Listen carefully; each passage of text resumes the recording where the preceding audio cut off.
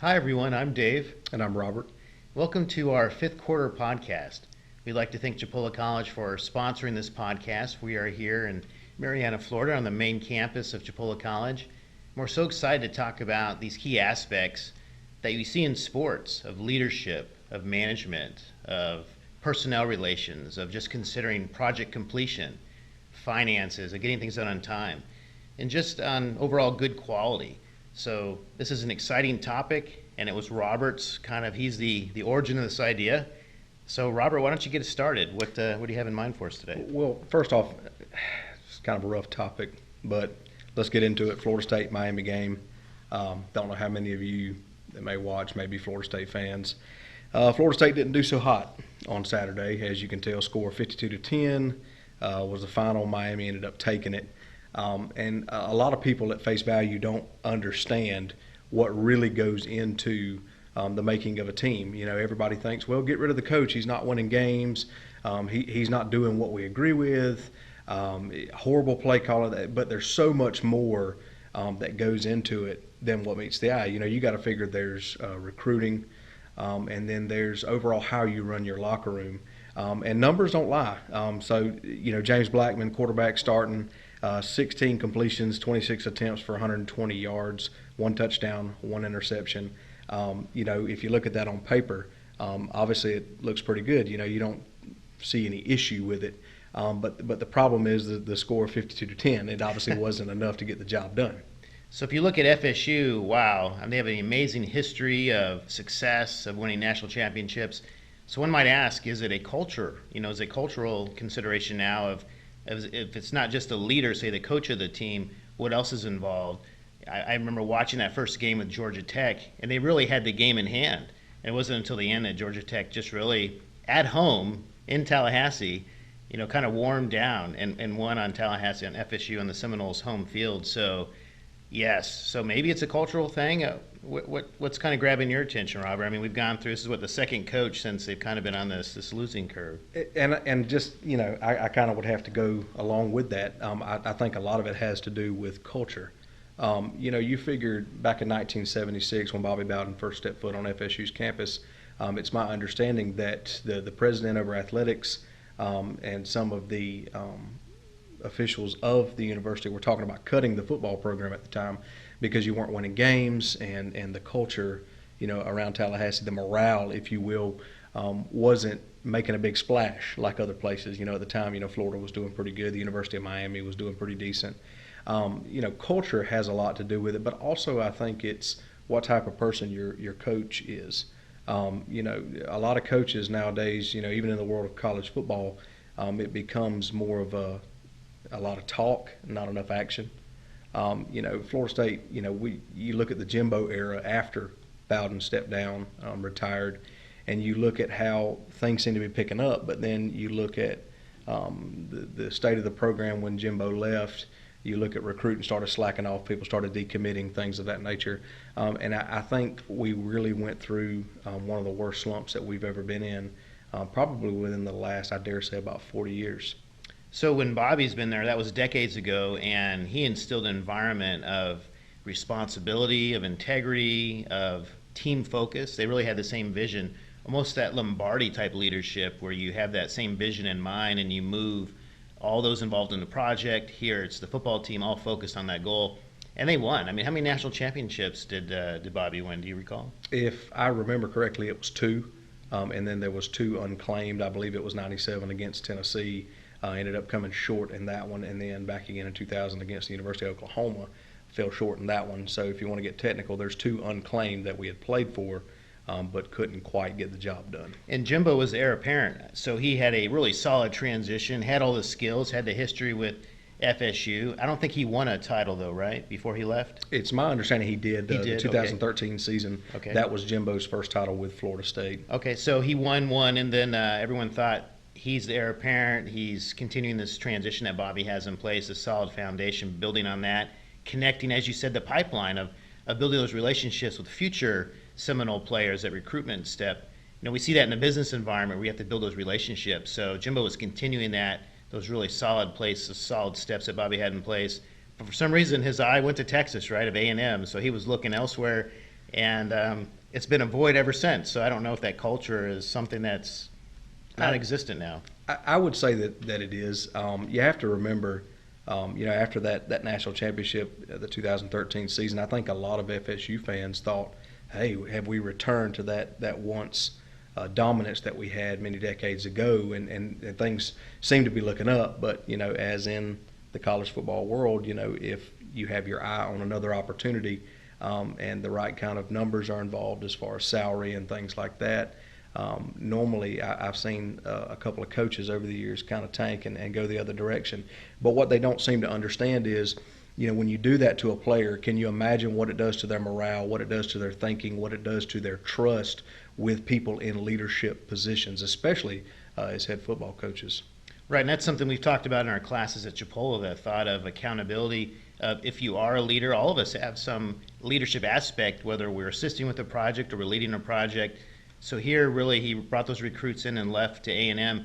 A&M is in the SEC, right? I mean, so that is a positive step in a sense. But I don't even know if he'll be able to win at A&M. I mean, that's a tough conference that he's in.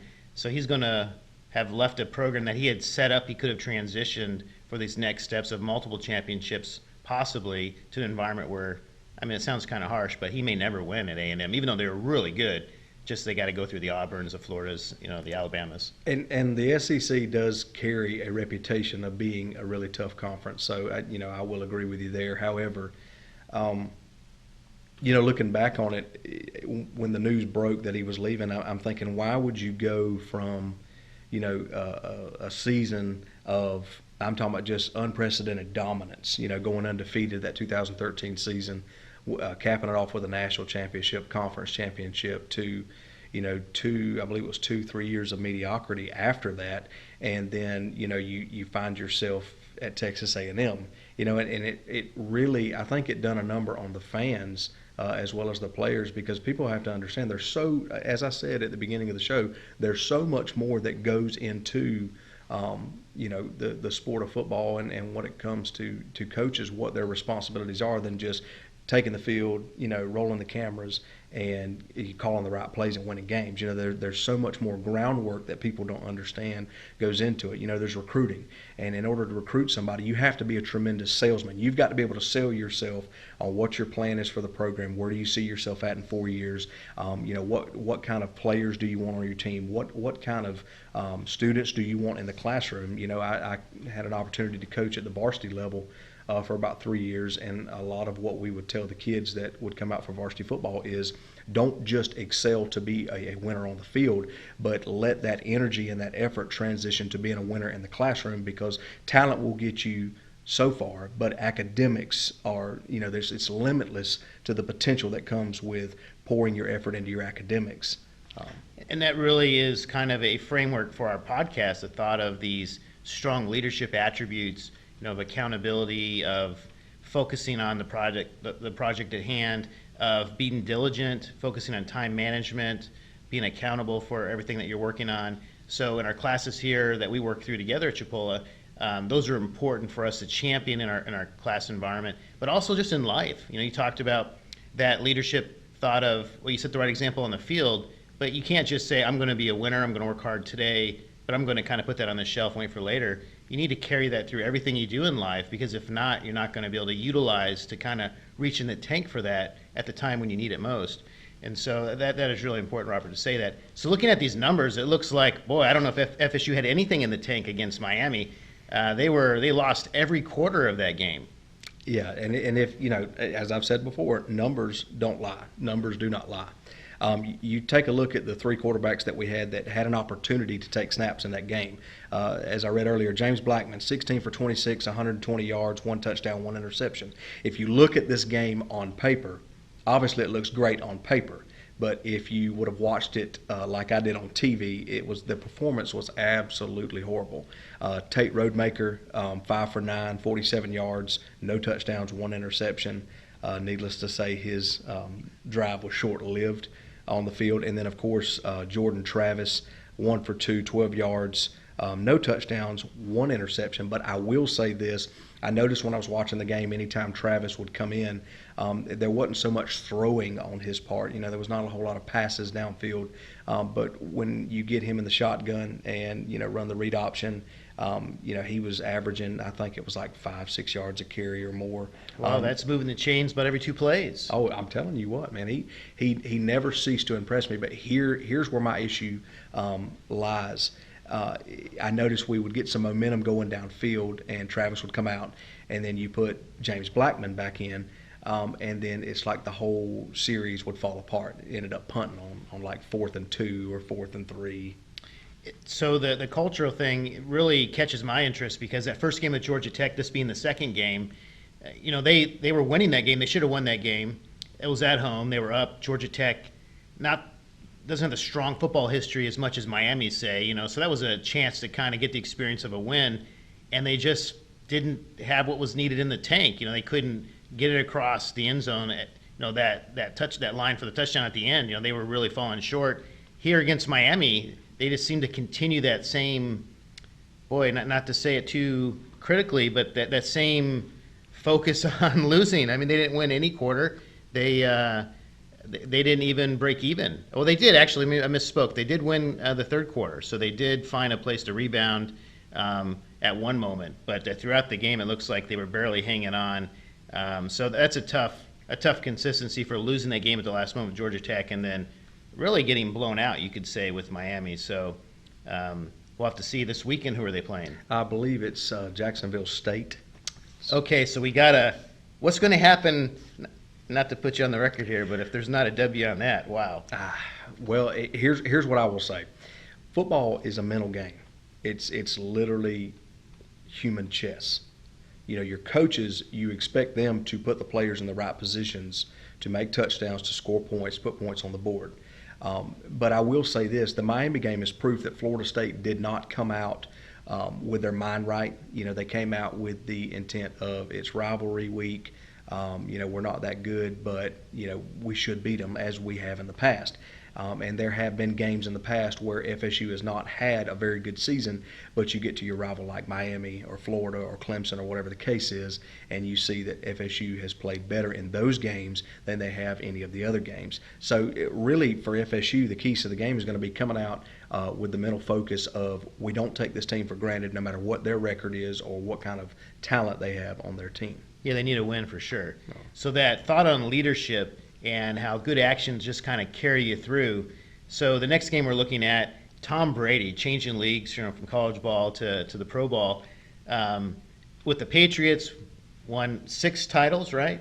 I think they played in 9, and I don't know if he did all 9. I know Belichick did 9, but at least they won 6 together.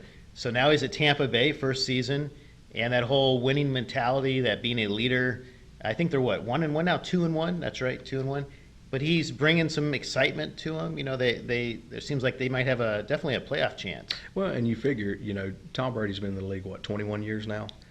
He 60? Yeah, something like that. Yeah, it would seem that way. Right. Like 42, 43 years old. And all my life, I grew up watching him on the Patriots. But as a Bucs fan, I have to say it's kind of refreshing to see Tom Brady somewhere other than New England. Again, numbers don't lie. 25 for 38, 297 yards, 3 touchdowns, no interceptions. I don't think anybody will quarrel with Tom Brady's knowledge of the game.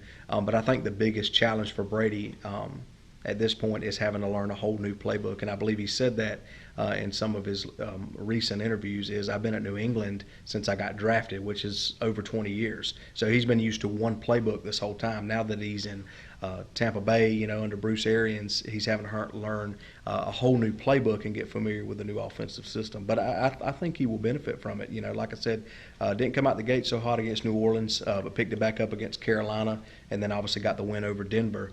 I think he'll do just fine. I wouldn't be surprised if you don't see Tampa Bay in the NFC Championship this season. Yeah, that game with the Saints, so that first game to start the season off, they actually pretty close. I mean, it was I think they were ahead for a bit, and then he threw that pick maybe midway through the game, and then it just seemed like they could never catch up. The Saints were at home and on fire. When you talk about the playbook, it seems like with his success, with his focus on winning and perfection, the current coach, the current coaching staff looks like they're going to consider some of his experience with some of the play calls, right? So he might be able to influence, that playbook, maybe they'll have a modification of that to kind of that suits him best, possibly. Oh, absolutely. And just to kind of add to that, Tom Brady is notorious for the reputation of don't leave any time on the clock, no matter how close the game is. It don't matter if it's 3 seconds or 30 seconds. Tom Brady's definitely the kind of guy, he does not buckle under pressure. I mean, you look at the Super Bowl just a few years ago where the Falcons were up, I think it was 28-3. Brady keeps his composure, drives all the way back down the field. The second half, they really controlled the game and ended up winning that Super Bowl. So Brady definitely been in the league a long time. Seen a lot of other players come and go. He's no stranger to the Super Bowl. But like I said, the only challenge at this point would be him learning a whole new offensive system and just kind of getting familiar and bonding with his new teammates down in Tampa. So if you look at the thought of leadership, an important principle that we talked about here at Chipola College and many things that we do, Robert, in our personal lives of trying to make a difference. What do you think Brady brings to the table? What is he? I know he focuses. He's a detail guy. What else may an observer notice that he brings to a team that others would want to work hard and contribute with him on the team? He's disciplined. That's what I will say. Brady's a very disciplined guy. I watched some behind-the-scenes footage at a practice, and he was taking some players that have only been in the league, I think, 6 or 7 years, and he was pulling them aside and saying, hey, I may be a lot older. And I'm talking about players now that were kids in like middle school when he first got drafted in New England. Now they have the opportunity to play with him at Tampa. He's very disciplined. He's very hungry. He takes the game very seriously. He's a leader in all aspects, but I think the biggest thing that stands out to me is he does not buckle under pressure. That's the telltale sign, if you will, of a real leader, is someone who does not buckle under pressure. They keep their composure. They remain calm, and they know how to get the job done. Yeah, and he stands in there, right? So when pressure's around him, he's not one known to flee, to run out of the pocket. He stands his ground. I think of that one game. Was it Cincinnati? No, it was the Ravens, where they rolled up on his knee, right? And he was out the rest of the season.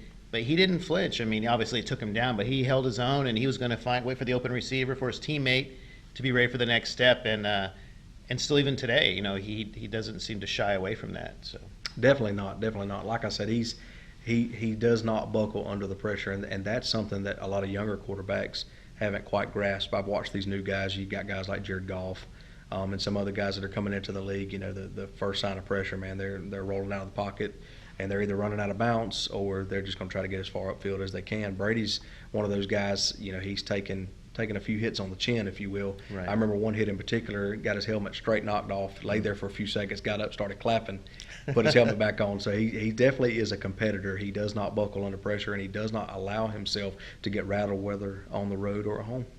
So, wow, what a great topic you had set up for us, Robert, today with looking at the FSU-Miami game and then the Patriots and the Broncos game.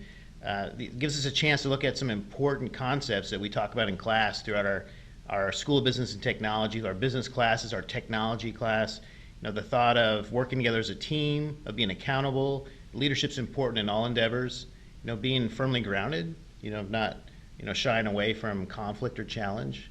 So thank you, man. This is an honor, and look forward to continuing this with you if we're able to get this in place. We want to thank Chipola College for this opportunity. We really appreciate this chance to look at the Fifth Quarter podcast, to share that with you. And thanks again, Robert, for your hard work. Robert's a student here at Chipola, and I'm excited to share in this journey with him. So thanks again, sir. Thank you for having me. All right.